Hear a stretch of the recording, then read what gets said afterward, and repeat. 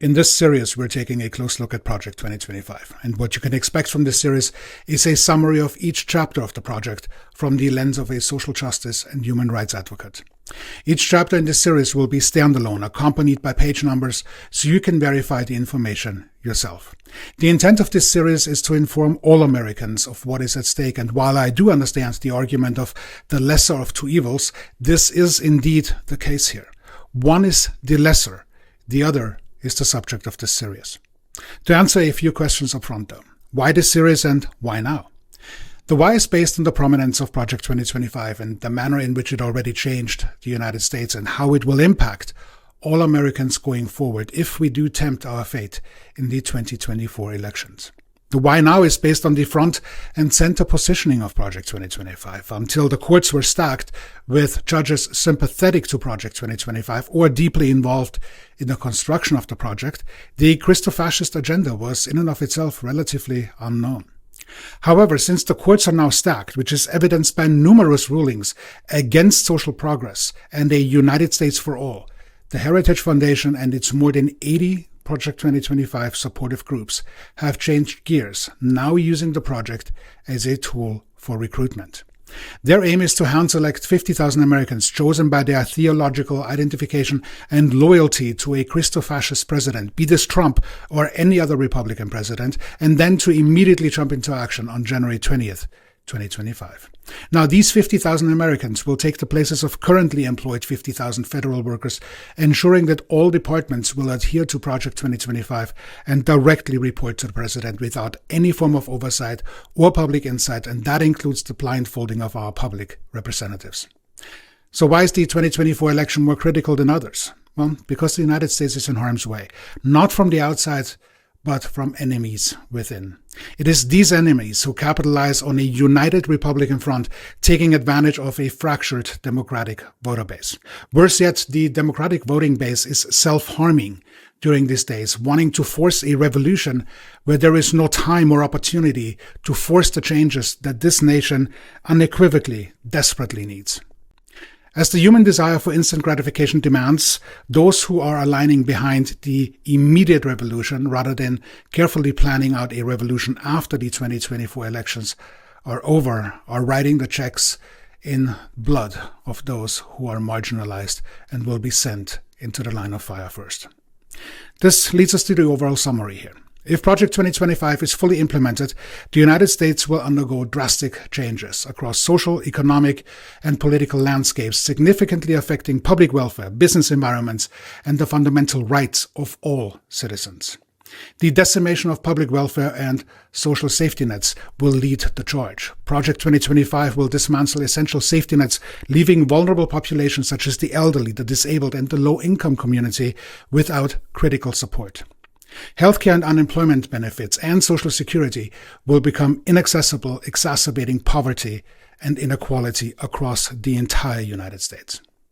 The transformation of business and escalation of economic disparities will accelerate to the benefit of the large corporations, and wealthy business owners will gain from deregulation, tax cuts, and a quasi-laissez-faire economic environment, while small business owners, who employ most of the Americans, will struggle without federal support and, most importantly, federal protections. The economic landscape will become dominated by large corporations, leading to a further concentration of wealth and power in the hands of the few, widening the gap between the rich and the poor.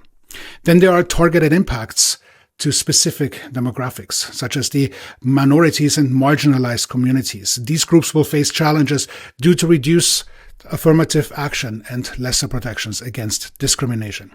Economic policies will favor the wealthy at a disproportionate level, affecting minorities, leading to heightened social and economic disparities. Now, considering our youth and future generations, the short-term economic growth will be prioritized over the expense of environmental sustainability. This is compromising the future well-being of our younger generation. For women, the reduced healthcare and social services funding will particularly impact our women, especially in areas like reproductive health and childcare funding. Then there's the centralization of power, which will significantly shift towards the executive branch, reducing checks and balances across the board. This will lead to increased political dependency of independent agencies and the erosion of the democratic process. Power within the United States will become more centralized with diminished accountability to the public. And then, of course, there's the erosion of citizens' rights and freedoms. Those rights, particularly in areas like privacy, freedom of speech, and access to information, will severely be compromised. The weakening of regulatory agencies, such as the FCC, will lead to less oversight on issues like net neutrality and media consolidation, impacting the free flow of information and the freedom of expression. Ultimately, the implementation of Project 2025 shows several initiatives.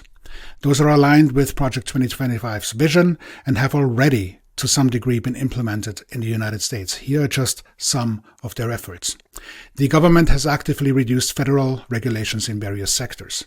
Tax reforms, such as the Jobs Act of 2017, which significantly reduced corporate tax rates, reflect the Project 2025's fiscal policy. Then there were healthcare and policy changes. Efforts to repeal or modify the Affordable Care Act align with Project 2025's stance on reducing federal involvement in healthcare, not to mention the overturning of Roe.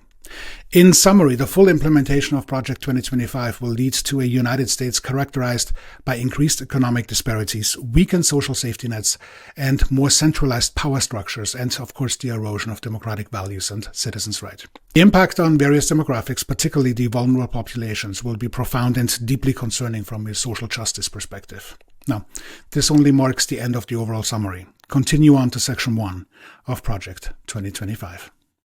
This is Section 1, and we are starting with the summary. In Section 1 of the 2025 Mandate for Leadership, titled Taking Reins of the Government, the document aggressively advocates for a radical restructuring of the United States government.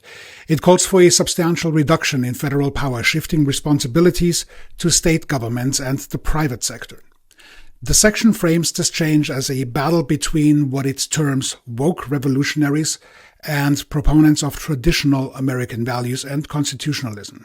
You can find this on page 49. Continuing on to the evaluation. Legislative intent and its fundamental flaws are fundamentally expressed. The legislative agenda is clear: to dismantle the administrative state and enforce a strict interpretation of the Constitution. This approach dangerously oversimplifies and misinterprets the evolution of civil rights and social justice, which have been facilitated by federal oversight. The push for decentralization and privatization under the guise of restoring constitutional principles is an attempt to roll back critical civil rights and social protections. This is found to be on page 53. Moving on to the evaluation of the projected nationwide impact. This can be headlined as a regression in rights and protections. This agenda will result in a regressive transformation of the federal government's role, leading to a drastic reduction in federal protections in healthcare, education, and environmental safeguards.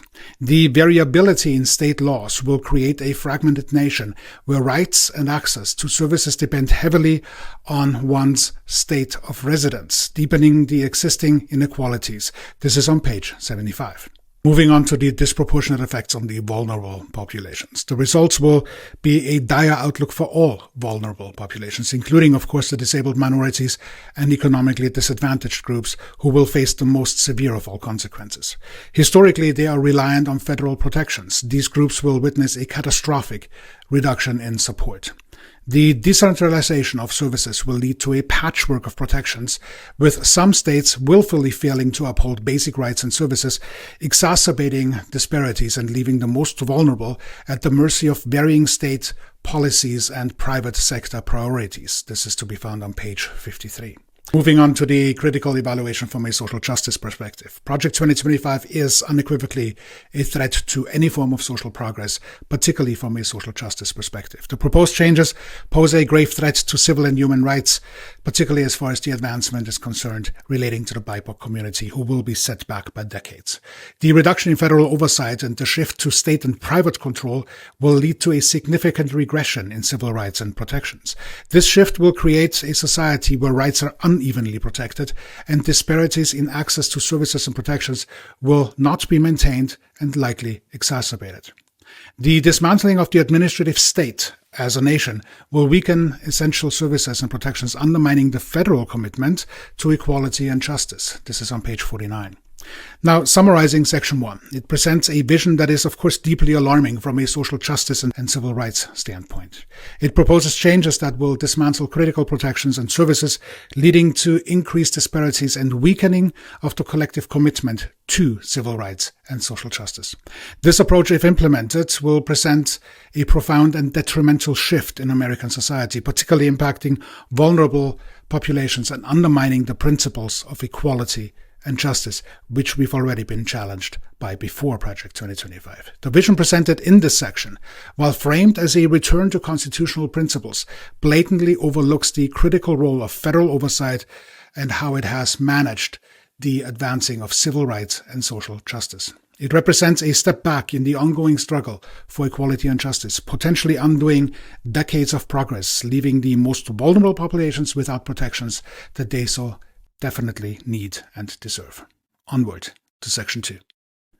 Section 2 of the mandate for leadership is titled The Common Defense. In this section of the document, they firmly establish a conservative approach to national defense and foreign affairs, centering on the pivotal roles of the Department of Defense and the Department of States. In this section, they highlight the historical significance of these departments and call for a comprehensive restructuring of the United States defense and foreign policy to redefine how the United States establishes itself on the global scale. The recommendations are geared towards bolstering the military and revamping defense strategies to counter global threats, especially from China and Russia, as you can find on page 117, 122, and 142. But let's look at the legislative intent and its underlying issues. The legislative agenda is to reassert American military strength and to reshape foreign policy with a focus on countering perceived global threats. Embedded in this approach, they will escalate international tensions and prioritize military solutions over a diplomatic consensus. The emphasis on military strength and a confrontational stance towards nations such as, for instance, China and Russia will lead to a more militarized and less secure global environment. This is expressed on pages 125 and 161. Now, what is the projected nationwide impact of the militarized approach? The agenda will shift towards a nation that is much more militarized in stance. It will lead to the increase of defense spending at the expense of domestic programs such as social services programs. While military strength and preparedness are certainly important, this should not overshadow the need for robust diplomatic efforts and international cooperation. A militarized approach will alienate allies and exacerbate global conflicts. This is the evaluation of page 134 and 797. Moving on to the disproportionate effects on the vulnerable populations. This presents a rather concerning outlook for all vulnerable populations, including those who are in conflict zones and underrepresented groups, including those who are within the military, who will suffer from such an accentuated militarized approach. The focus on military strength over diplomatic solutions will lead to prolonged conflicts and result in humanitarian crises. Additionally, the emphasis on traditional military values may very well marginalize or overlook altogether the needs of minority groups within the armed forces, increasing issues of inequality and discrimination. This is on page 120. Looking at this from a critical evaluation and social justice perspective, it is simply a step where Project 2025 anchors itself to negatively impact global peace and security, increasing the positioning of the United States as a war force, more so than we already are. The emphasis on military strength and confrontation rather than diplomacy and international cooperation will create a more volatile and less secure world. This approach undermines the efforts to address global challenges cooperatively and exacerbates global inequalities and conflicts. The focus on traditional military values and strength will also neglect the diverse needs and rights of service members, particularly those from minority groups. This is on page 115. Now, summarizing Section 2 of the 2025 Mandate for Leadership, it presents simply a vision that is concerning from a social justice and civil rights standpoint, as is the entire document. The project proposes a militarized approach to national defense and foreign policy that will lead to increased global tensions and conflicts, potentially undermining global peace and security. This approach, if implemented, will signify a shift in American foreign policy, impacting vulnerable populations both domestically and internationally, and could undermine the principles of global cooperation and peace as we know it, being destructive to the world. Onward to Section 3. Section 3 is titled The General Welfare, and the document strongly advocates for a conservative vision regarding the federal government's role in promoting general welfare across the United States. It calls for a significant reduction in federal involvement in various sectors, focusing on decentralization and privatization. The section targets the reduction of federal bureaucracy's size and scope, especially in areas like health and human services, labor law, and occupational regulation. You can find this starting on page 315 and 637. Moving on to the evaluation of the legislative intent and its fundamental flaws, the legislative agenda is to drastically cut federal spending and involvement in welfare programs underpinned by a commitment to fiscal conservatism. This approach will dismantle essential safety nets and public services that many Americans depend upon. The proposed reduction in federal oversight and funding for health, labor, and social services will lead to a significant decline in the quality and accessibility of these essential services, disproportionately affecting the most vulnerable populations. This is also on page 315 and 637. Looking at the projected nationwide impact, it results in a weakening of the social safety nets that we have come to know and rely upon in the United States. This agenda will successively result in the elimination of social safety nets that protect the most vulnerable, which includes all groups, from the disabled to the homeless to the elderly to the poor and those who experience mental health conditions, including veterans with PTSD. The reduction in federal involvement in welfare programs will lead to increased poverty, homelessness, and health crises, especially among the low-income families and all the aforementioned groups. The emphasis on privatization and state-level control will create a patchwork of welfare services with significant disparities and deficiencies in access and quality across different states. This is also starting on page 315. Now moving on to the disproportionate effects on vulnerable populations. Particularly those populations will be the most adversely affected by those proposed changes. The reduction in federal funding and oversight for welfare programs will lead to a significant decline in the availability and the quality of essential services such as healthcare, unemployment benefits, and social security. This will inevitably accelerate existing inequalities and leave many without the necessary support to meet their basic needs. The impacts include the disabled community, those who are deemed undesirable, such as the entire LGBTQIA+ community, or anyone seeking gender-affirming care. You can find this starting on page 637. Looking at the fact base through the lens of critical evaluation from a social justice perspective, the changes pose a significant threat to equity and justice. The reduction in federal involvement in welfare programs will undoubtedly undermine the efforts to address poverty, inequality, and social justice, and you can imagine what the outcome will be. The emphasis on privatization and fiscal conservatism will create a society where the gap between the wealthy and the poor widens, and the most vulnerable will be left without the support they need. This approach, if it actually is implemented, will represent a significant step backwards in the fight against poverty and inequality, undermining the very principles of social justice and equity. This is, again, starting on page 315. It will result in an increase in poverty, death, homelessness, and more. So summarizing Section 3, this approach, if realized, will represent a profound and detrimental shift in American society, particularly impacting vulnerable populations and undermining the principles that we have forged over decades or perhaps even centuries of work. This approach will result in the death of Americans on American soil at the will of Christo-fascist organizations and politics. Section 4 is titled The Economy, and the document presents a conservative economic vision that strongly advocates for reducing government intervention, promoting free trade, and emphasizing fiscal conservatism. It pushes for policies like tariff relief, tax reform, and regulatory changes with the aim of boosting economic growth and tackling challenges such as unemployment and inflation. But all this, of course, comes at a price, paid by the majority, benefiting the few. The underlying belief is that less government involvement and more market freedom will inevitably lead to prosperity and economic stability. This does reek of the stench of Reagan's trickle-down economics, and you can find this starting on page 657 and page 692. Moving to the legislative intent and its underlying issues, the legislative goal is to foster a more dynamic and competitive economy by minimizing government regulations, cutting taxes, and encouraging free trade. However, this approach will undoubtedly increase income inequalities and neglect the needs of the most vulnerable populations. The focus on deregulation and tax cuts for the wealthy is poised to concentrate wealth and power in the hands of the few, simultaneously diminishing the government's capacity to fund essential public services and social safety nets. This once again is on page 692 and page 837. Looking at the projected nationwide impact, this agenda will lead to a pronounced move towards greater market dominance and diminished government intervention in the economy. Although this might stimulate short-term economic growth, it is set to create long-term social and economic disparities. Also, unions are not safe from the impacts of Project 2025, which makes it its mission to erase workers' rights collectively, where unions are simply a thorn in their side. The over-reliance on free market solutions will undoubtedly overlook the crucial role of unions and also diminish the government's role in addressing fundamental issues like poverty, healthcare, and education, potentially leaving many Americans bereft of essential support services and, of course, necessary education. Basically, the dumber the workforce, the greater the compliance. Look for this on pages 657 and starting on page 830.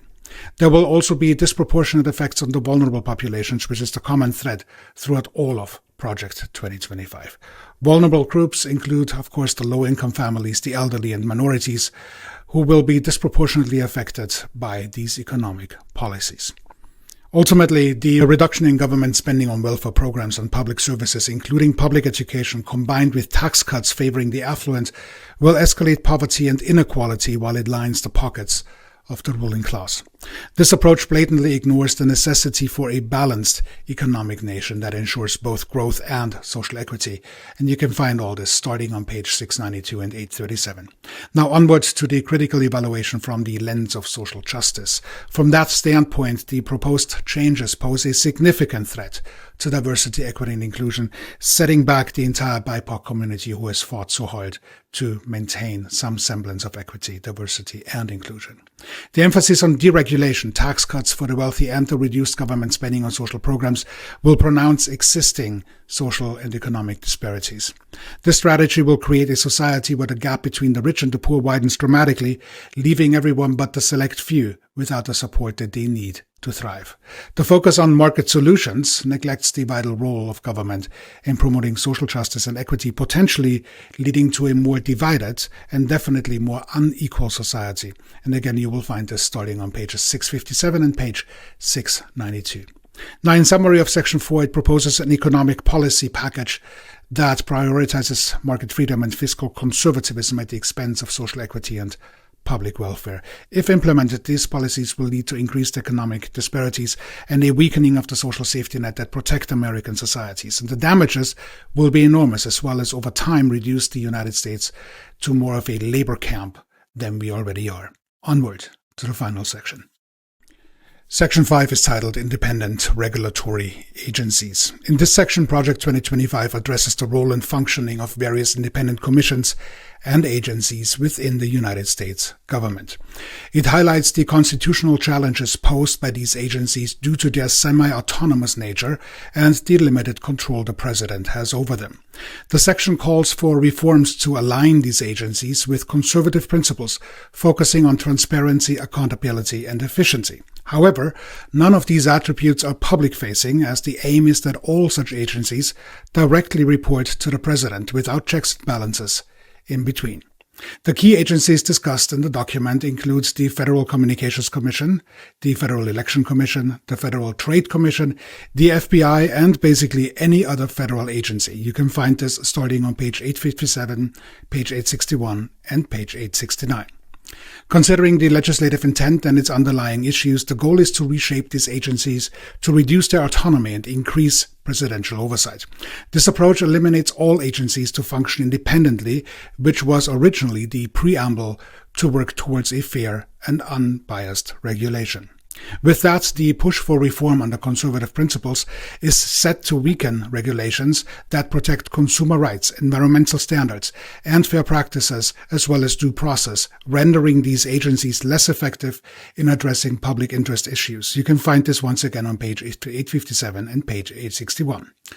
Looking at the projected nationwide impact, Project 2025 will lead to a shift towards less regulation and oversight in critical areas such as law, communications, trade, and elections. If successful, it may result in the United States not having another election for the foreseeable future. Now, while the project's intention is to promote efficiency and reduce bureaucracy, it will result in a regulatory environment that favors authoritarian, religious, and business interests over consumer protection and public welfare. The reduction in regulatory oversight will have far-reaching consequences, including the erosion of democracy and the democratic process. Look for it once again on pages 857 and 869. Then there are the disproportionate effects on the vulnerable populations again. The weakening of regulatory agencies will lead to less protection against various unfair and illegal practices, reduced access to essential services, and a decline in quality of public protection. Project 2025 will dramatically increase existing inequalities and leave many without adequate protection against exploitation and injustice. Once again, pages 857 and 869 is where your starting points are. Looking at it through a crucial evaluation from a social justice perspective, the emphasis on reducing the autonomy and regulatory power of independent agencies will undermine their ability to serve the public interest and protect the rights of all Americans, starting with the most vulnerable at first, and then, of course, followed by the rest of all Americans. Project 2025 aims to create an environment in which agencies are beholden to political and theocratic influence, disabled to focus on upholding standards of governance. The political dependencies of these agencies will weaken essential safeguards that are crucial for maintaining a fair and just American society. In summary, Section 5 proposes changes that will significantly weaken the regulatory power of independent agencies, leading to a regulatory environment that favors political, religious, and business interests over the public welfare and protection. Now, going into the second to last segment, we are looking at the Project 2025 initiative from a present-day lens. Section 5 is titled Independent Regulatory Agencies. In this section, Project 2025 addresses the role and functioning of various independent commissions and agencies within the United States government. It highlights the constitutional challenges posed by these agencies due to their semi-autonomous nature and the limited control that the president has over them. The section calls for reforms to these agencies to align with conservative principles, focusing on transparency, accountability, and efficiency. However, none of these attributes are public-facing, as the aim is that all such agencies directly report to the president without checks and balances in between. The key agencies discussed in the document include the Federal Communications Commission, the Federal Election Commission, the Federal Trade Commission, the FBI, and basically any other federal agency. You can find this starting on pages 857, 861, and 869. Considering the legislative intent and its underlying issues, the goal is to reshape these agencies to reduce their autonomy and increase presidential oversight. This approach eliminates all agencies to function independently, which was originally the preamble to work towards a fair and unbiased regulatory environment. With that, the push for reform under conservative principles is set to weaken regulations that protect, for instance, consumer rights, environmental standards, and fair market practices, as well as due process, rendering these agencies less effective addressing public interest issues. And once again, you can find this on pages 857 and 861. Looking at the projected nationwide impact, Project 2025 will lead to a shift towards a less regulated society and oversight in critical areas such as the law, communications, trade, and elections. If successful, it may result in the United States not having another election for the foreseeable future. While the project's intention is to promote efficiency and reduce bureaucracy, it will result in a regulatory environment that favors authoritarian, religious, and business interests over consumer protection and public welfare. The reduction in regulatory oversight will have far-reaching consequences, including the erosion of the democratic process. Again, look for it on pages 857 and 869 as starting points. Then there are the disproportionate effects on the vulnerable population. The weakening of regulatory agencies will lead to less protection against various unfair and illegal practices, reducing access to essential services and the decline in the quality of public protection. Project 2025 will dramatically increase existing inequalities and leave many without adequate protection against exploitation and injustice. Look again for it on pages 857 and 869. Looking at it through the critical evaluation from a social justice perspective, the emphasis on reducing the autonomy and regulatory power of independent agencies will undermine their ability to serve the public interest and protect the rights of all Americans, starting with the most vulnerable at first, but then followed by the rest of all Americans. Project 2025 aims to create an environment in which agencies are beholden to political and theocratic influence, disabled to focus on upholding the standards of governance. These political dependencies of the agencies will weaken essential safeguards that are crucial for maintaining a fair and just society. Now, looking at the summary of Section 5, it simply proposes changes that will significantly weaken the regulatory power of independent agencies, leading to a regulatory environment that favors political, religious, and business interests over the public welfare and the protection of the public. Moving on, going into the second to last segment, where we're looking at Project 2025 from a present-day lens. This is the second to last part of the series. Project 2025, as outlined in the 2025 Mandate for Leadership, if fully implemented, paints quite a dystopian future for the United States, characterized by increased inequality, disabled social safety nets, and a shift in power dynamics that favor the few over the many.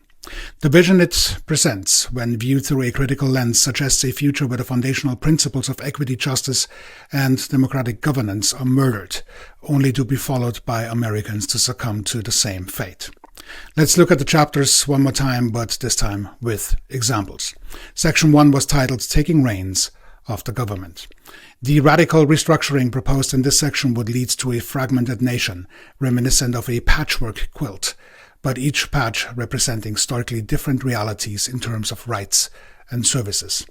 Imagine a country where crossing state lines means not just a change in scenery, but a drastic shift in the rights you have and the services you can access. The federal government, once a unifying force, becomes a shadow of its former self, leaving states to fend for themselves and creating a disjointed nation. Section 2 was labeled the Common Defense. The militarized approach advocated here could transform the United States into a fortress nation, prioritizing military might over diplomatic relations. For this, envision a future where the United States is isolated, feared, and resented globally, more than we already are, resembling a lone warrior state in a world that should move towards cooperation and peace. The emphasis on military solutions over diplomatic ones could lead to where the world is entangled in conflicts more frequent and prolonged, and the United States is perpetually engaged in battles, both physical and ideological. Although this would merely be a continuation of how the United States conducted itself historically already anyway, Project 2025 stands for a measurable increase in warfare, including the declaration that Americans will continually be sent into harm's way. Section 3 is labeled the general welfare. The envisioned reduction in federal involvement Section 3 is labeled the general welfare. The envisioned reduction in federal involvement in welfare programs will lead to a society where the gap between the haves and the have-nots is not just a gap, but quite literally a chasm. Picture a society where the wealthy live in fortified enclaves, enjoying advanced healthcare and services while the majority struggle for even the most basic necessities. Project 2025 aims to create a world where social safety nets are so eroded that they are practically non-existent. Although Project 2025 does not necessarily mention Panem, the potential for a real-life Hunger Games is accentuated. Section 4 is labeled the economy. The economic policies will create an economy where the rich get richer and the poor get poorer. For this, imagine a society where large corporations and the wealthy elite hold immense power and influence, dictating policies and decisions that serve their interests, while the average citizen struggles with increased poverty and diminished opportunities. We already have this, but it would get worse, because in a world akin to the monopolistic Gilded Age, with modern technologies, it would simply amplify the disparities. We are presently almost there, but we haven't felt the full impact yet. This will change if Project 2025 comes to fruition. Moving on to section number 5, the independent regulatory agencies. The weakening of regulatory agencies will lead to a scenario where public interests are consistently overridden by theocrats and corporate interest. Envision a world where environmental degradation is rampant, consumer protections are minimal, and the democratic process is compromised by corporate influence and religiosity is mandated. It's a world where the air is polluted. The water is unsafe, and the voices of the ordinary people are drowned out by the sound of corporate greed. All the while, you're on your knees. And while this description resembles some of today's realities, if Project 2025 becomes the lay of the land, then we are experiencing today. And while this description resembles some of today's realities already, if Project 2025 becomes the law of the land, what we are experiencing today will just be a warm-up. One more segment to watch, where I'm looking at 2 experts synthesizing their work into Project 2025. This is the final segment of this series, where Project 2025 is synthesized through the lenses of Thomas Homer Dixon and Jason Stanley. Analyzing Project 2025 through the combined perspective of Dixon and Stanley, it becomes evident that its full implementation will lead the United States towards a form of contemporary fascism, characterized by deep societal division, theologically authoritarian governance, and the erosion of democratic norms. This analysis integrates their insights into the specific components of Project 2025, using a critical yet realistic lens to highlight the potential domestic impacts and global implications. Taking it to Section 1, which is taking the reins of government, Homer Dixon's warning of a societal fragmentation aligns with the decentralization proposed in Project 2025. This section's advocacy for reduced federal power will lead to a patchwork of governance reminiscent of a dystopian landscape, where each state becomes an isolated yet varied regime governed by varying interpretations of rights and freedoms. Stanley's concept of legislative fascism fuels the project's nationalist sentiments. If implemented, it will result in a nation where minority groups and dissenters are increasingly marginalized under state-specific policies, echoing the early stages of fascist regimes. Moving on to section number 2, the common defense. The militaristic focus in this section resonates with Stanley's observations of fascism's glorification of strength. Project 2025's emphasis on military might and a confrontational foreign policy stance could transform the United States into an aggressive fortress-like state, alienating allies and escalating global tensions. This militarization, coupled with Homer Dixon's analysis of political instability, will lead to where a scenario of internal dissent is suppressed under the guise of national security, which is the hallmark of fascist regimes. Onward to Section 3, the general welfare. The proposed reduction in federal welfare aligns with Stanley's identification of anti-intellectualism and dismantling of public welfare in fascist politics. By delegitimizing and dismantling federal welfare programs, Project 2025 creates a society where the vulnerable, the poor, the elderly, and the disabled are left at the mercy of market forces and at each state's discretion. This will lead to extreme disparities in living conditions across various states, mirroring the societal divisions and class stratification seen in dystopian narratives. Section number 4, the economy. Project 2025's economic vision and focus on deregulation and market dominance will lead to a society where economic power is concentrated in the hands of the few, as Stanley warns in this analysis of fascist economics. This concentration of wealth and power will exacerbate existing inequalities, creating a society divided between the ultra-wealthy and the impoverished masses, a scenario reminiscent of pronounced oligarchic control. Section number 5, independent regulatory agencies. The proposed weakening of independent agencies will lead to a scenario where theological and corporate interests override public welfare, aligning with Homer Dixon's concerns about politically independent institutions. Domestically, this will result in a society where consumer rights, environmental protections, and fair market practices are sacrificed for corporate gain, echoing the corporate state symbiosis often found in fascist regimes. Mix that with theological extremism, and Project 2025 turns into a volatile cocktail. Globally, though, the US, under the influence of Project 2025, will become an isolationist, militaristic power, fostering international tensions and contributing to global instability.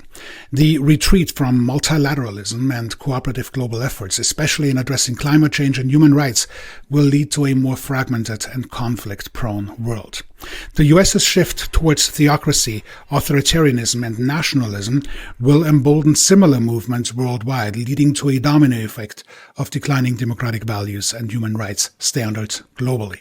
Ultimately, when viewed through the combined perspectives of Homer Dixon and Stanley, Project 2025 will usher in a shift towards a contemporary form of fascism in the United States. This shift will be marked by increased societal divisions, theologically authoritarian governance, and the erosion of democratic norms and human rights. Lastly, coming full circle and returning back to those who want to force an unorganized revolution in the United States at the most inopportune time, and the stakes are higher than they were since Germany in the pre-fascist era. Thus, be careful with your wagers, because ultimately we could lose it all.